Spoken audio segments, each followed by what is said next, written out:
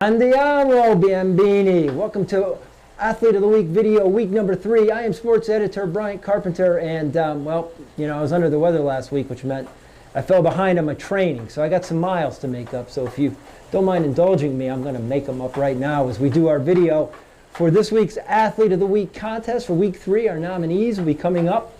First, we're going to go over our week 2 winners, which will be fun. First things first, though, I owe Mr. Anthony Mondo of Southington High School an apology. Last week, I identified Anthony as a freshman. In fact, I didn't do it just once, I did it twice. Anthony is not a freshman. Anthony is a senior.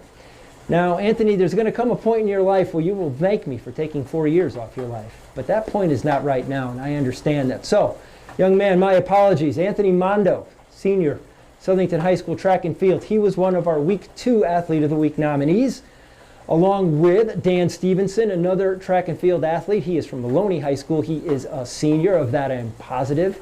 And our third candidate from last week was Mr. JT Thiede from Wilcox Tech Baseball. If you remember, JT is the guy with the beard. Well, the votes are in for the boys, and it was close. It was actually much closer than I thought it was going to be. And I will tell you this, that the man with the beard, the Lincoln of the Lumber, JT Thiede, 4 score and 3 home runs ago, is our winner for this week. You can check him out here on the video. He did an interview today with Shawnee Krofsick over at the Wilcox Tech Gym. Enjoy.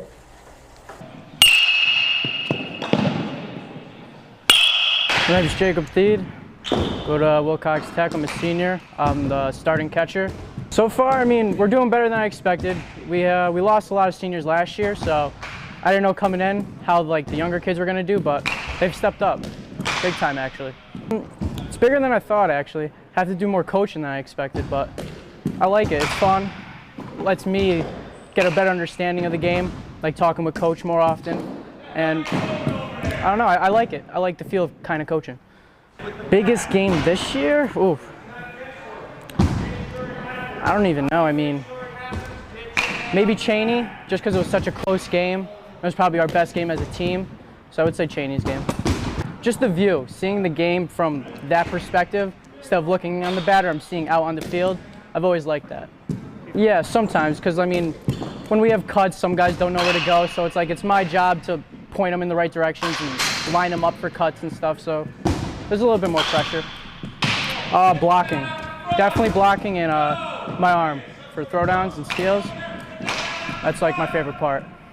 Because I like it just for the fact that, I mean, because we have a couple pitchers that can throw some nasty pitches, and knowing that I know I can block it, it keeps the runners on, they're uneasy, so many kids don't steal on me. And when they do, they usually don't have a good jump, so I can get them out. I want to get the championship again. I want to go to the championship game. I feel like with this team, I think we can make it. I think we can. It comes down to coach. He's been the best coach I've ever had, and just the knowledge I've learned and how he teaches it, it's just so easy for me to pick up and grasp what he's saying. So I feel like he's definitely made me the player I am. So I got to give it to him. Hope you enjoyed that video clip from the Wilcox Tech Gym. JT and the boys are cruising right along. They're 7-2. They scored about 106 runs the last 2 games. I'm only mildly exaggerating. JT and the boys do have some big games coming up this week. We wish them well. It's a good club Dave Cronin has. We thank him for allowing Pete Pagagua and Shawnee Krofsick to stop by on this rainy Wednesday to shoot some clips. All right, and as far as the girls' nominees from week 2, again, this was an interesting race, closer than I expected, and surprising results. Our candidates were Mia Policiano from Cheshire Girls Lacrosse. We also had Erin DeGello from Sheehan Softball. And our third candidate and our winner from Platt Track and Field, Miss Kiara Lopez. She's a junior over at Platt. She is our week 2 Girls Athlete of the Week. Here's a clip also taken by Pete and Sean at a practice earlier this week. Enjoy this. I got a quick mile to lock. Hi, I'm Sean Krofsick, the Record Journal Sports Department. I'm here with Platt Junior Kiara Lopez, Record Journal Athlete of the Week.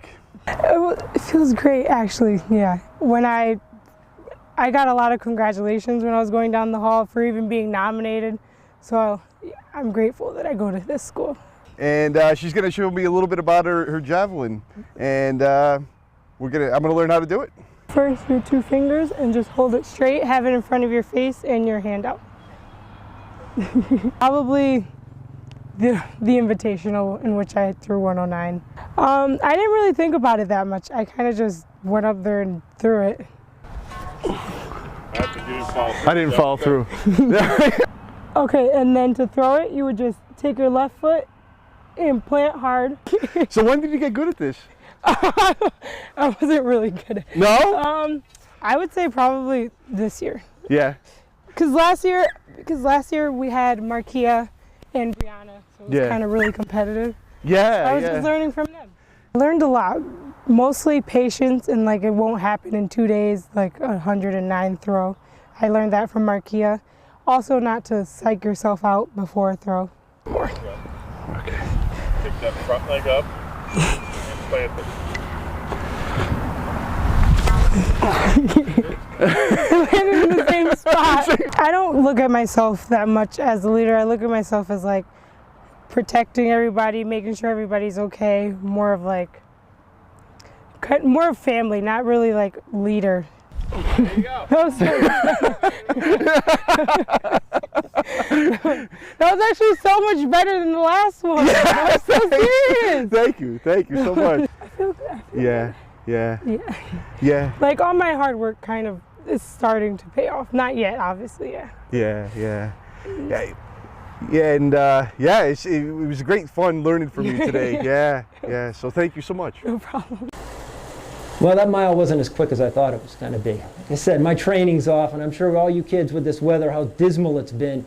It's funny, we're here at the end of April. You probably don't even feel like you're on top of your game yet.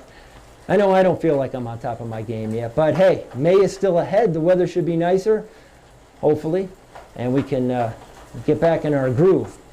Okay, that brings us to our Week 3 nominees for the Record Journal Athlete of the Week contest. Now again, remember, all of this feeds into our June 25th Record Journal Best of the Bunch Awards Brunch at the AquaTurf on June 25th. Rebecca Lobo is our guest speaker. It's going to be pretty sweet.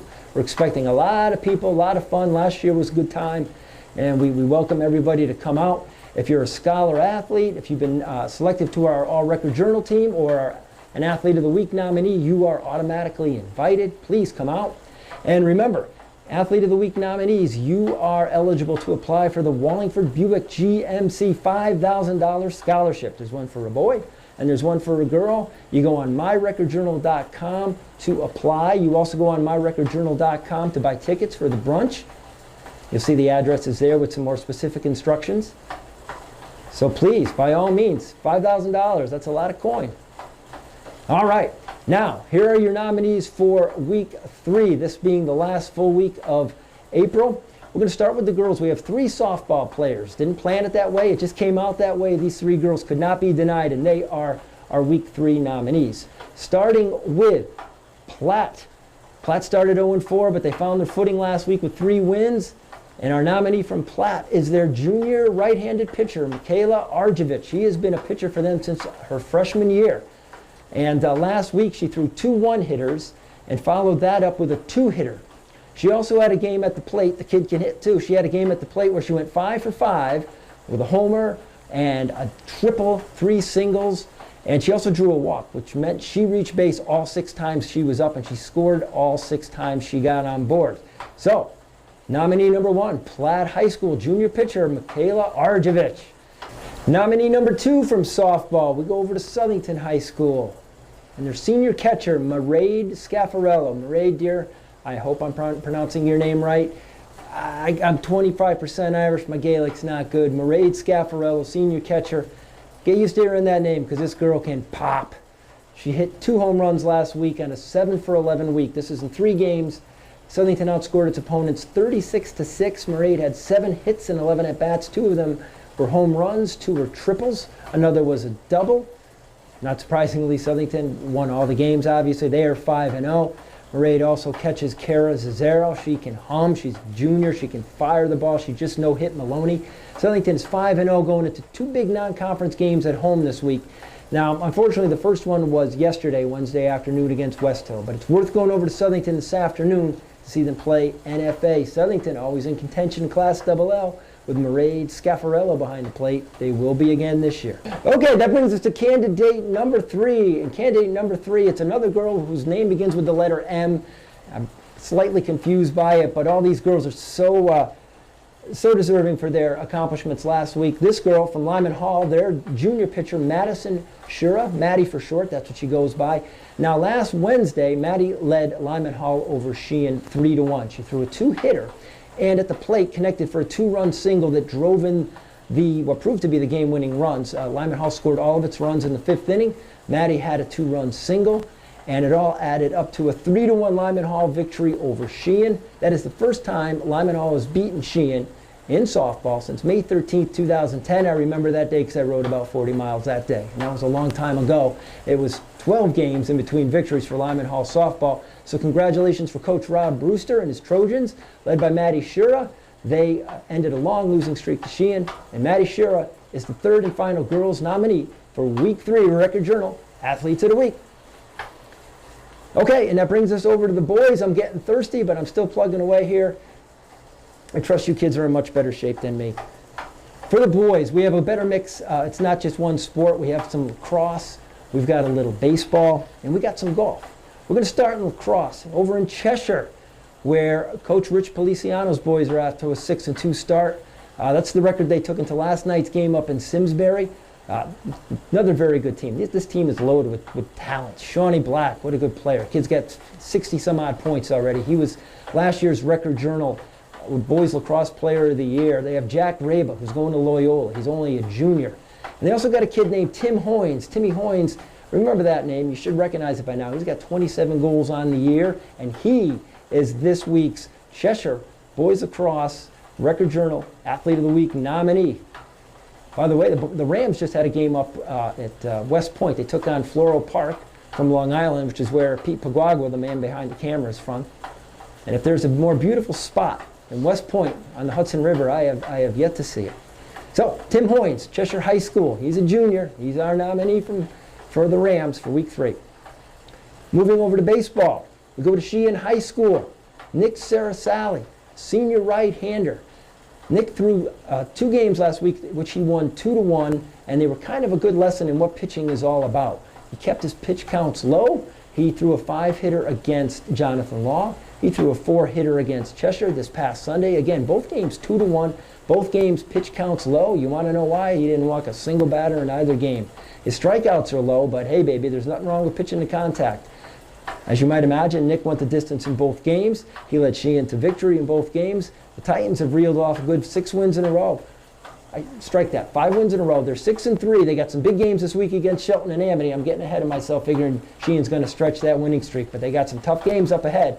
The way they're playing lately, hey, baby, you know the Titans and Coach Matt Altieri, baby. They got a good club. And that brings us to our 6th and final nominee, Record Journal Week 3 contest. And this is it's from the world of golf. And we got a nice little confluence of events here because, believe it or not, down in Wallingford, we have Sheehan, the defending SEC Division II champ. They're 6-0. Lyman Hall, also coming off a very good year.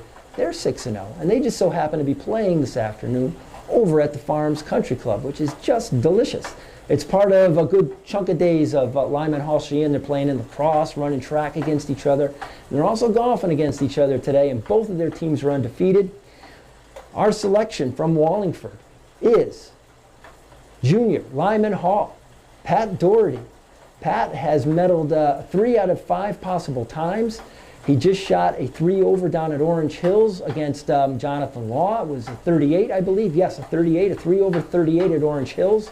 That gives him a stroke average of 42.2. That's 42.2 for Pat Doherty, leading the way for the 6-0 Trojans. Should be a good match over at Orange Hills. Well, that was last week. This one's at the Farms. Optimistic. I was hoping I could ride my bike down to Orange Hills, but maybe I should just go with the Farms for now. You folks get online and you vote in that contest this week, myrecordjournal.com. I'm Brian Carpenter, the sports editor of the Record Journal, trying my best to get back in shape. Thanks for watching. Buenos Aires.